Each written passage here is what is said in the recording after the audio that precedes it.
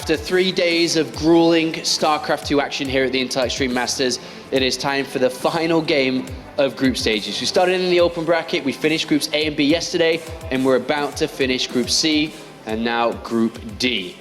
One final match left, and it's going to be a Protoss versus Protoss, Moonglade, to Lots close up of the fun. night. I love a good PvP. Your favorite. It's my favorite matchup in the whole world. And these two players, you know, they are very aggressive, so they could show us a pretty exciting match. Yeah, this is a rematch from a little bit earlier on, where they did play the opening match of the day, but that was not on our stream or on our stage. So now they go against each other, and as you can see here, the results so far, Moonglade, I know you haven't been following this too closely, Thank you very pay much. attention now. All right, Nojo did go through in first place, which is a fantastic result for him. He's the second European to be playing in the quarterfinals now, alongside Lambo tomorrow. All best of fives, remember. That's going to be a cool part of the show tomorrow. But right now, Patience versus Stardust. KK. Hello. I like how he listens and answers to the word KK now. KK, let's talk a little bit about this matchup then. So you've seen both of these players been playing for a very, very long time now. Stardust has, of course, been a WCS champion. What are your thoughts when looking at this matchup? Do you see it going one way or the other? Do you think this has been really close? Well, without having seen the previous series, it's a little bit difficult, but I can only imagine that they're kind of still sticking with the norms of PvP.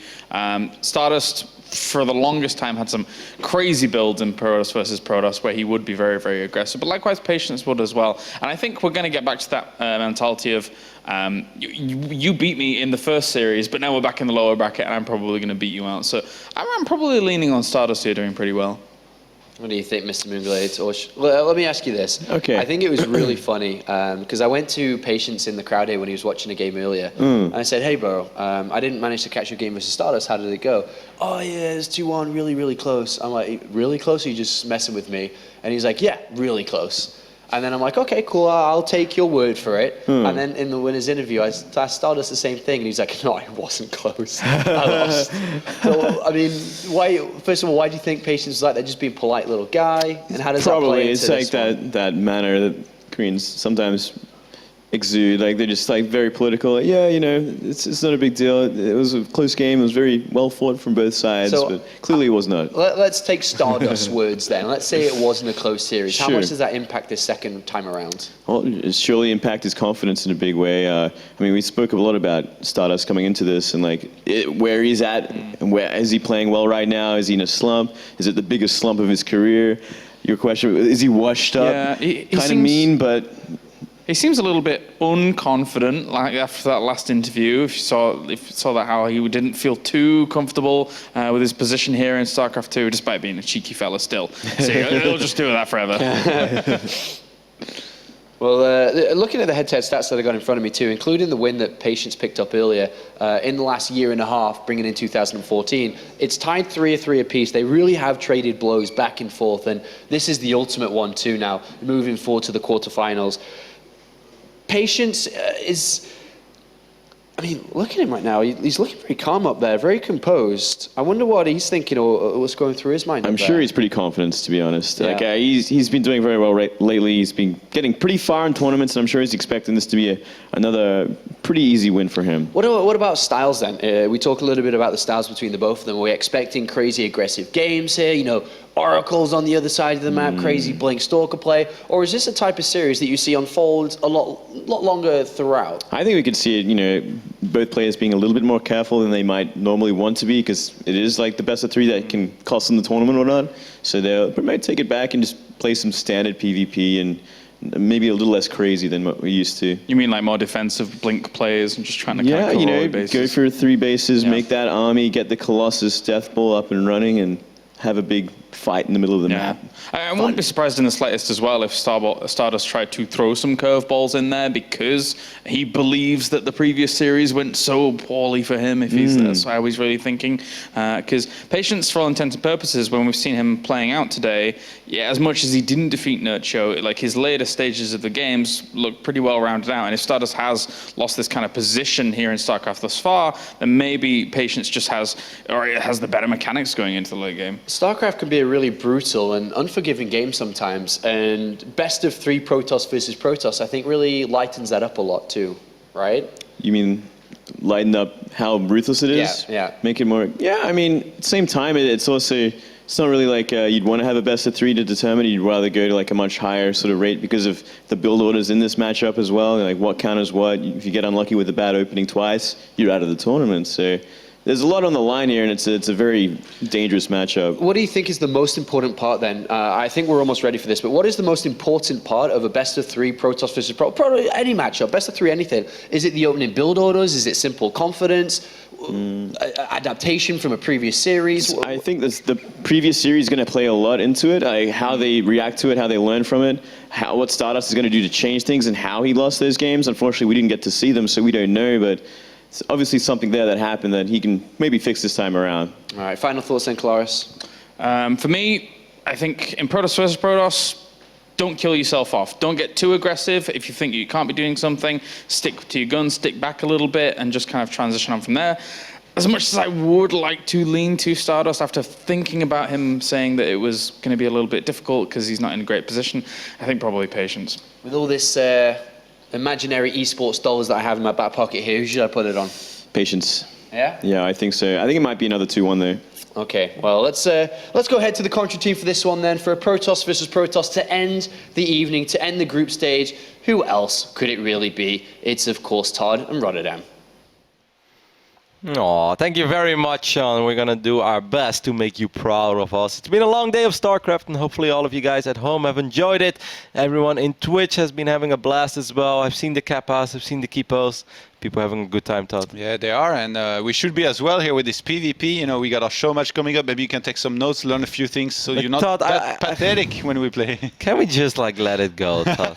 you know what, Todd? You talked too much for me that's to the let thing. it go. No, that's not even me, guys. Like, you know what? Todd, I'm gonna say it over here. If we would play right now, I think you would probably beat me. There you go. Finally, I'm satisfied. I still want to play. No, he's not satisfied, guys. He's going to keep on going because that's kind of person he is. Anyway, let's just go ahead and hop into the game. Play the victim. That fits you very well. That's how you get the donations, though.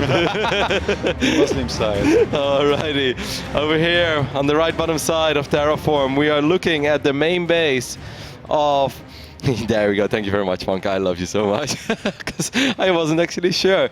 And Protoss that's currently living in America definitely wants to win this one, as it's been a while that he had a very good result. It is Stardust. Funk knows us so well. He's like, as soon as it's not smooth anymore, Funk is like, all right, let me hover over the name tag real quick. I feel like we're telepathically linked to Funka sometimes. Absolutely. We can read our minds. I have that with Sean sometimes as well, with Apollo. I look at his face and I know what he's thinking, and then he starts smiling. Well, you guys always want to drink, though. There's no challenge. Nah, it's not that bad, Todd. On the left top side of Terraform, we're looking at the main base of one of the cheekiest guys out there. He's always happy, he's always smiling. It is Patience. It's kind of cool to think that both of these guys made a name for themselves in a DreamHack tournament a long time ago. Yeah. Patience didn't win his DreamHack, but he had a magnificent run. And of course, Stardust did win his DreamHack, and then had a couple of decent runs. But of course, the biggest victory Stardust ever had was WCS Europe Season 2. Yep. He was phenomenal back then, and he was phenomenal in that PvP final, Todd, that 4-0 victory over Sun. Yeah, it was very impressive. But he made an interesting tweet, actually. He said it can be last live match of me. Let's burn everything, include regrets. I'm not sure what it means, but it sounds like every single one of my relationships, though, ended. Which relationships, Todd? Exactly. There was not much to burn. And a lot of regret, actually. Pro Scout over here. Stardust was just checking for proxies. Didn't even check on the left side of his main base for proxies, which is where you often see the Zealot Stalker proxy. PvP is always a joy, guys. It can be very fun. I know it can be a little bit boring if you don't play Zerg or Terran, but we are going to try to do our best to give you guys all the insights of what a beautiful matchup PvP can truly be. Yeah, they had a game actually on this map earlier in their previous series. I think it was the first one back then as well, and they both went up to 3 bases. They were playing, you know, Colossus, Standard, and all that. But I think Patience just handled the game a lot better in general. You know, when they started attacking, moving around, and there was some sort of a base trade going on as well. Patience just was a lot more solid in general with it. So I fully expect him to try and basically repeat here the way the first series went, whereas Stardust this time around is going to have to do better, clearly. I want to give a small mention there. Stardust started up a Zealot for quite a bit and then he cancelled it. I guess that Zealot is kind of like, if you proxied me further away than where I scouted, I will let this Zealot finish and it's going to be more than fine for me. Yeah. But if I don't see anything walking into my main base, that means I haven't been proxied. So this way he just saves himself a couple of minerals. It's the smallest edge that you can possibly get, but in PvP sometimes the smallest things can actually make the difference. But Stardust left the base of Patience there way before the Mothership Core was going to be out, so that's a big mistake. He have spotted that it's fast targets very quickly if he had stayed there. Now, I really like this, to be honest. When you open fast target like this, I feel like you're in good shape against pretty much everything, except maybe if you get cheesed and died very quickly. Yeah, a 3-gate sometimes can be pretty hard to deal with. Patience is going to open up with Phoenixes actually, not an Oracle. I do like this thought. You know that I'm a big fan of Phoenix myself in PvP. Stardust went for a 1-gate into Robo, and that's a very unique build. That's a build you don't see very often at all. Most of the time when you see 1-gate into Robo, there's a Nexus in between as well. But why does he get a Twilight Council right behind this? This is a bit weird. I'm guessing he's going to add 2 gates now, and it's going to make a little bit of sense, but he starts a 4th pylon. Yeah, I'm actually super surprised by the build of Stardust. That's like a Terran build. This is not a normal build at all for a PvP, and that's mostly just because of the timing of the Robo. If he would have got the Twilight Council quicker, then it's all fine.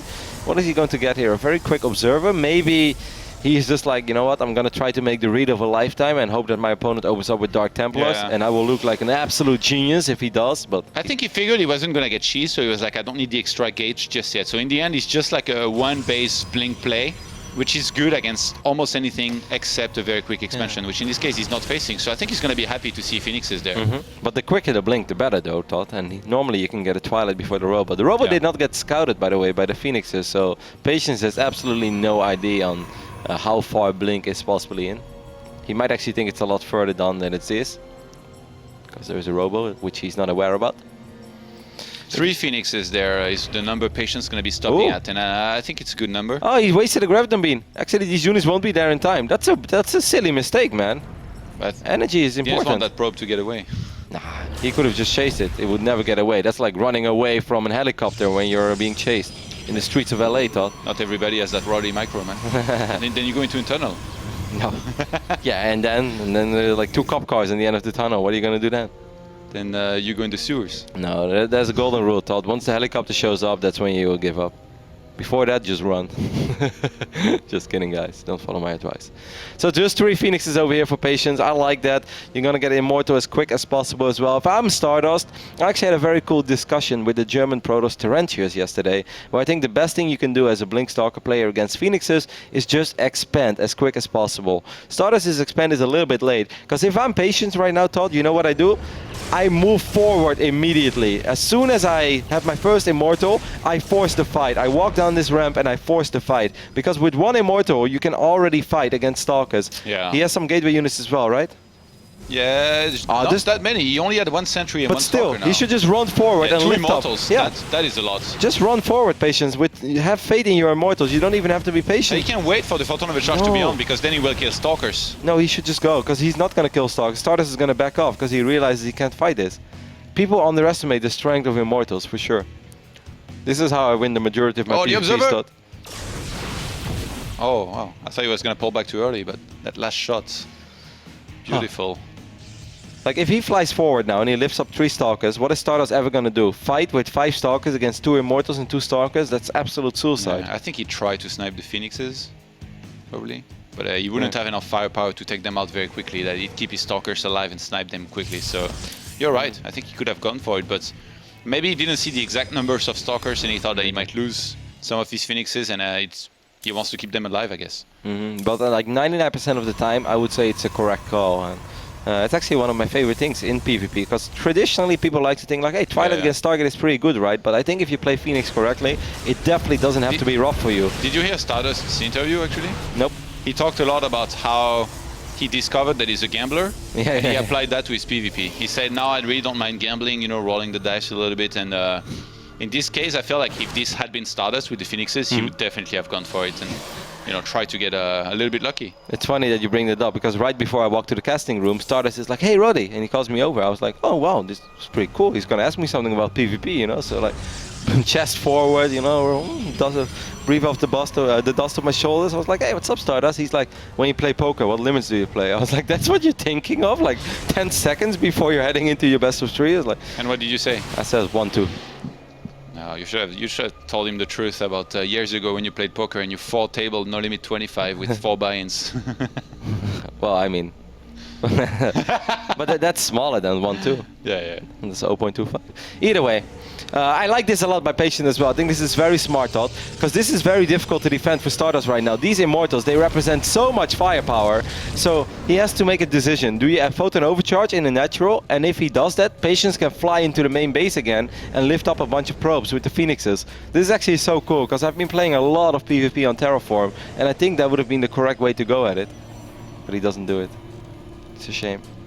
Because like you have to make a decision as Stardust. Either you keep your units in the natural, or you know you don't Photon Overcharge your natural, you Photon Overcharge your main base, but then you have to fight against 4 Immortals while you only have 1 or max 2 Immortals yourself. So I kind of felt, as he gets another Observer Snipe, well done there by Patience. I think Patience could have done slightly more with the position he was just in. He's getting a much earlier Colossus deck here though, and I think he's gonna start a 3rd base in a second. He's doing a I don't think we can call that a contain. He's gonna get some more. Oh, I was gonna say some of his Phoenix Snipe, but somehow gets out of there. Yeah, Phoenixes, of course, are not armored units, so they don't take extra damage from Stalkers. That's why they can be quite okay. It takes a lot of shots from Stalkers to kill a Phoenix, and right when I say that, these Stalkers blink forward and kill 2 of the 3 Phoenixes. But you know that happens. I think they kind of. You're right. Everybody knows that, man. They would have died much faster. I still think it was okay-ish for Patience. I do think he missed a small window. I think he could have done a little bit more when he was threatening to attack. But other than that, he's played solid. He has quicker Colossus stack. He's going up to 3 bases a little bit quicker as well. What's this proxy pylon down there for? From Patience at the bottom. I have no idea. It's always nice to have a little bit of map presence. I guess he wants to check both bases, like if they go up, whenever the 3rd base is going to start here out of Stardust, fully knowing that he's going to have his much earlier. Does he see? Oh, he doesn't see that army moving across the map. But it's so weird for Stardust. Like, I know Stardust has an army supply advantage at the moment as we speak, but he is down in the Colossus count. I think he's going to go into the natural with the Stalkers and try to get a cancel or a snipe on that 3rd base there. Remember, he has recall with his main army and the Stalkers have blink to get out. You can even use hallucination to blink into the main. Shout out to Patience's main base, by the way. That's a very tricky base to blink into. Like the moment you walk past that little funnel point, it's going to be very difficult for you to get out. So once the Stalkers blink in, he's pretty damn committed. The Robo is very well protected as well. But Stardust is going to try to make some plays. Templar Archives is also a pretty solid building to snipe. He wants to go for the Robo, but he recalls with everything, so that 3rd base is going to be exposed there against the Immortals and Mothership Core, which is going to look for the snipe. And I think they might be able to get it quite easily. Yep, of course he's going to have to recall as well. Stardust has to be careful and he has to go very quick. Does he still have high ground vision? They're moonwalking. Yeah, no high ground vision anymore for Stardust. 2 Immortals are left behind as well. He can walk in a High Templar and feed back the Mothership Core. Oh, that would be a play indeed, Todd. Okay, wow. I kind of like that though by Stardust. Yes, maybe he could have right-clicked on the Nexus and he could have got it, but he's gambling. And like you said, if 1 High Templar is being wiped in, he would end up losing everything. So he just told us that was his gambler career, and he's proud of it. That's true. He didn't go all in there. That was a check call. That's what it was. These references. I wonder how many people actually get that. Everybody knows a little bit of poker talk, I guess. 2nd Robo is already up there for Stardust, so he's pumping out Colossi 2 by 2 here. He needs to do a little bit of catching up because we've got 5 there for Patience, who's all out of it, man. He wants to go for an attack. Stalkers counter-attacking again. 2 Immortals were left behind, but just 2 Immortals without any Zealots will actually die against 7-8 Stalkers. Stalkers get a Colossus as well. What a great little counter-attack here by Stardust. So now Patience is the one that's super committed to this, but this is not a moment where Patience doesn't want to be in this position. He's forced to warp in 3 defensive Stalkers. If Stardust is able to land a feedback on that money. Oh, he doesn't have a Templar Archive yet. It's just being warped we got 88 here for Patience against 78 for Stardust, who's going to try to hold on, uses the Photon Overcharge. Patience is going to get out of there, and he's going to go for that 3rd base, and I think he's going to realize pretty quickly that the probes were evacuated. The army is a lot stronger, though, from Stardust. He has a lot of Immortals. He has 2 Immortals more, and he is even in the Colossus count, so I kind of like his army a little bit better. He's also up 8 workers, even though he lost that Nexus, so that's a little bit unfortunate. But that's down 1 base now. And he's going to restart it elsewhere. A cheeky third base there on the top right-hand side with the probes already being there. 6 pylons as well, so he knows that he has got quite a few minerals and cast and wants to spend it. These Stalkers, they've been pretty cost-effective, man. Yeah, they've been great. They've been absolutely phenomenal. He killed 2 Immortals and a Colossus, are you kidding me? And a bunch of probes. And he forced in a defensive Stalker warp in. This is great. There's still one Stalker in natural. Patience finally gonna go down, but not before getting, I think he got one more kill there on the probes. It's still a dead even game, guys. Like, I know it looks like Patience is maybe pulling ahead a little bit, but Stardust can absolutely turn this around. He has much quicker +3. He's pumping out 2 Colossus at a time. He's rebuilding his third base. He's gonna get his own Archons. Yeah. I know Stardust is down 20 supply, but I don't know why Patience is not taking the gases on the third, by the way. I don't get that either. I like Stardust's position. If he makes it through the next 2 minutes of this game, I think he's going to win. He's up 13 workers. He has a stronger army. He's going to have +3. A feedback would be magnificent. Come on, man. Have a single High Templar. Yeah, there we go. High Templar's being warped in from downtown. Time Warps is about to go down, though. Here we go. I think Stardust is in a bit of trouble. He's going to go for the fight. Feedback hits, and no Time Warp before that. Yeah, the Colossus are a little bit clumped up though for Stardust, so he's taking a lot of damage. There are so many Zealots in the mix as well. This may have actually been Patience's moment, where if they fought right here and right now, Patience is going to be able to crush this army of Stardust. Stardust came so close and was so close to pulling pretty far ahead, but Patience said no, we're going to fight right here and right now, because in this moment I have way more Zealots than you and I've got charge and I'm going to go for it. Didn't land Time Warps, but he was still able to get the job done. I really like the 2-pronged attack there. Came in from 2 sides. I feel like if he had clumped everything up and went straight, it would have been a lot harder for Patience to actually pull this off. But in the end, a pretty well-conducted game, and even though the Stalkers were annoying in the end, I guess he had too much. Yeah, the Colossus were a little bit clumped up for Stardust as well. Stardust looking a little bit flustered. He will have a couple minutes to think about what went wrong in game number 2, as we're going to head over to a very small break, and after that we'll be back with potentially the last game of the day.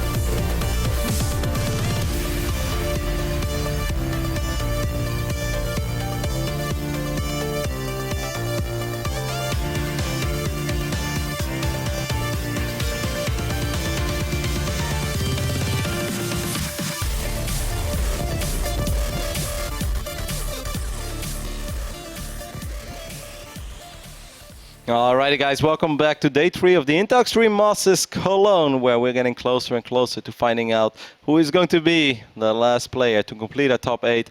Todd, at least one Protoss. Yeah, one more.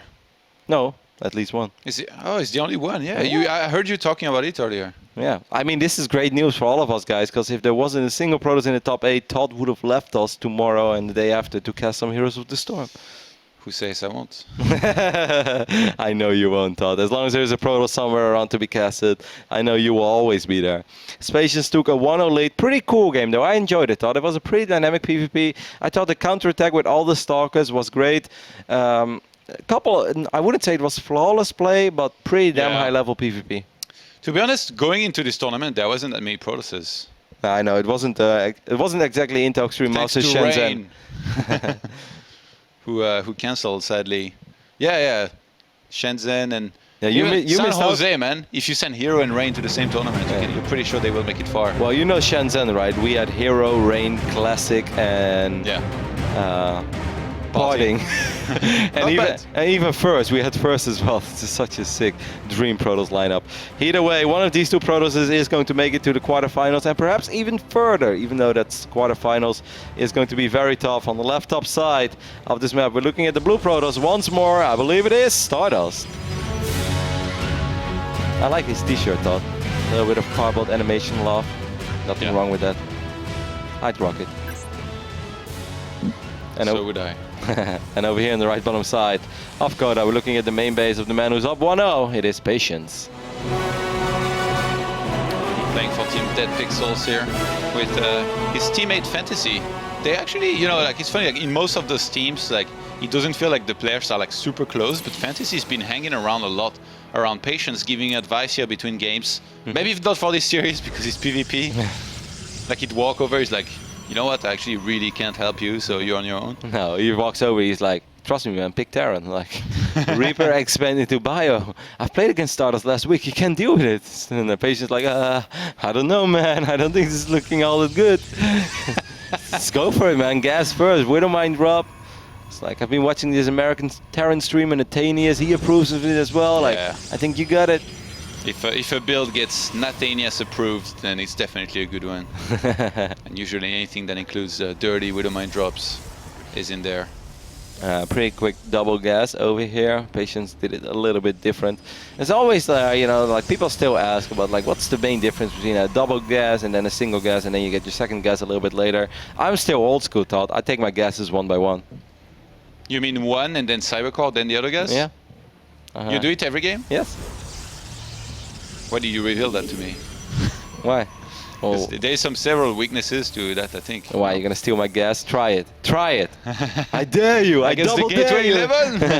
I double dare you. I think it was Patience there that saturated his gases a little bit earlier. So he's got a little bit more here to work with.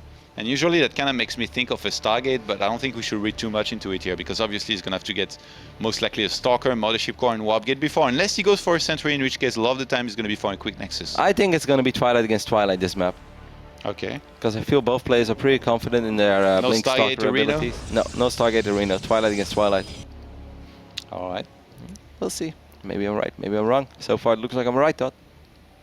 Yeah, both players just going to start the standard Stalker and Mothership Core. I think Patience Stargate. No, Patience Twilight. It's a guessing game. Of course, Coda has a map where you can play both Twilight and Stargate, and neither is necessarily right or wrong. The first Twilight console is done, and that is for Patience. Second Stalker is on the way for Stardust, so I'm expecting him to get a Twilight console as well. Usually, if you get the Stargate, you get it a bit earlier. I don't think it makes sense to start it this late. It's kind of bad.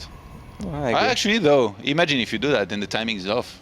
And then the other guy doesn't expect it. Yeah, sometimes things like that can work. This Mothership Core could potentially end up in a little bit of trouble because I believe the Stalker is on the north side. That's the Stalker, right? Or is that a probe? Yeah, come on, chase it down. We don't have enough energy yet for a recon. No, 80. Ooh, that's Stalker.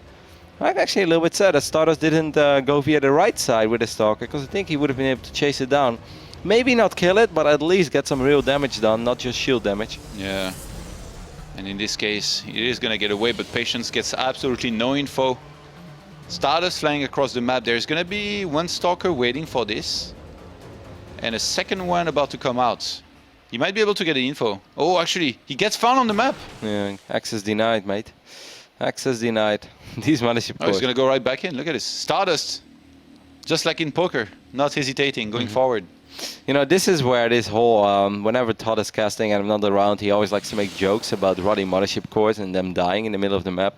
But the true origin of that story is that I explained to Todd that I like getting Stalkers early on because of scenarios like this. Some people fly out with their Mothership Core and you can actually catch it in the middle of the map and then you can kill it. And I think both players, ooh, what's going on over here? Oh, a little bit of first person, is that what we're looking at? Wow, these Protoss players are very fast. Oh, okay. Oh, we just had a, I don't know, we just had a random wipe. All right, I have no idea what's going on anymore, Todd. Pylons are being proxied on the map there for patience, so it looks like he might want to be aggressive with this. He cut mineral probes at 18, and he's getting the robo back at home. So apparently, he's already thinking that there's going to be a good chance that Stardust wants to expand there, and I think he wants to be aggressive onto it.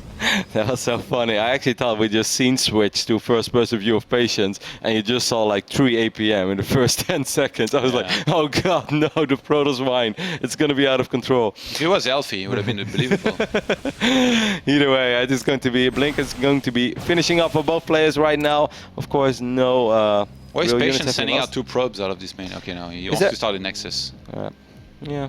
I mean, most of the time when you're doing the exact same build, then it's just all about expanding. You don't want to be that stubborn Protoss that goes overly aggressive.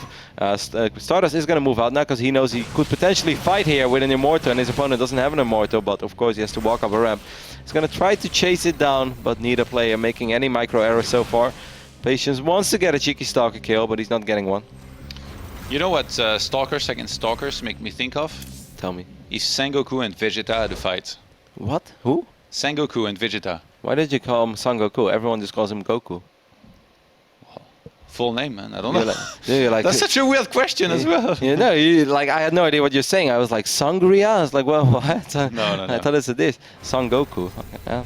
Why? It's Vegeta, because they blink all over the place, man. Because they're so fast. Oh, yeah, they blink mid-air. Yeah, that's true. A little bit of Dragon Ball Z They reference. don't quite hit nearly as hard, though. Quite the opposite. More like Krillin.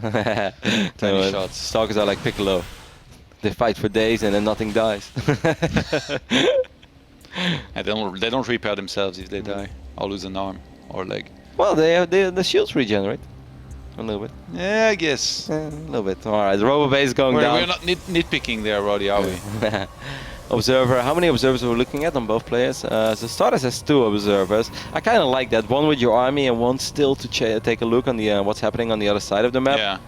This game is, I feel, the opposite here of the previous game in regards of, getting a Forge and Colossus. It's Stardust that's much earlier. Ooh. And I think Patience might have picked up on that. That's why he wants to be aggressive, because he warped in a bunch more Stalkers. He's on 10 against 8. But we actually have 3 sentries there for Patience with quite a bit of energy. He wants to make something happen over here. Stardust went for a robotics base very greedy. Where's that mothership core of Stardust? It should be in position, right? Yeah. I have a really hard time imagining that Patience wants to run up this ramp. But if he does, I'm not saying that it's the wrong play. Not at all, actually. If he force fields out these Immortals, oh my god, he would have been able to kill this Nexus with ease. Now it's going to be a little bit more difficult. He's still going to try it though, Todd, with all these force fields. Interesting play here by Patience. Stardust not expecting this at all, he because actually force field them out. no one would ever expect this. I would go for the Nexus right now. Just go for the Nexus. He went really far. I think he might just pull back there and be happy with the little damage that he's done. I mean, that's a huge commitment, man. yeah, I know, but I'm gonna roll the dice a little bit, Todd.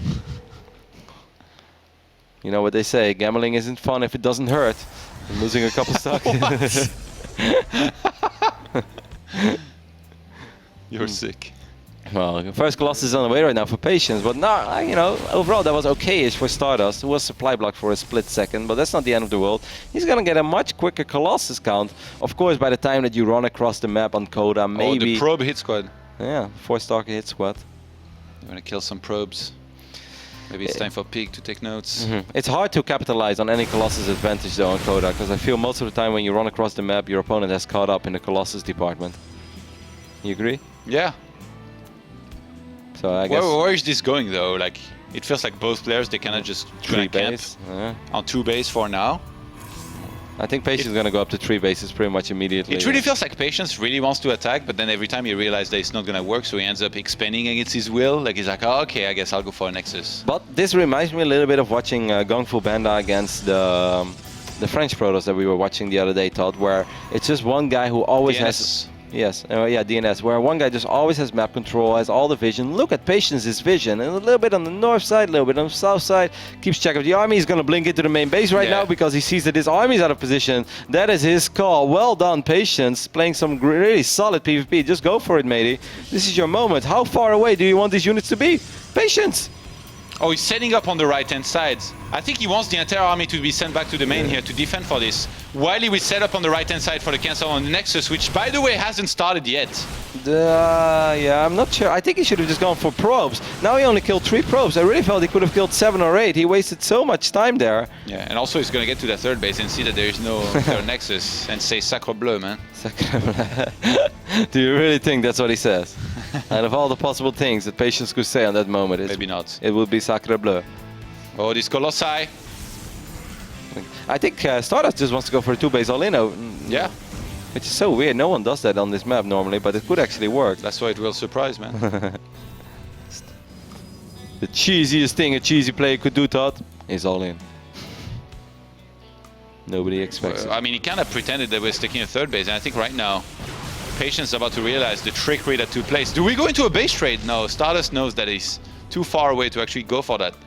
Patience, he might have to recall there. No, yeah, we go for a base trade there. It could be, indeed. Patience has to be very careful, though, about how he wants to go at it, because I feel it's that much better for him. I think he can snipe the Nexus there and then recall in his main. Stardust Stardust. hesitating, he's walking back now. Stardust is so indecisive. Oh, the Mothership Core is so far away, Yep, forget it. Oh my god, the army could get trapped. And I think Oh it's actually my gonna get God. trapped. Well, there it comes. Oh, the Stalkers should see it.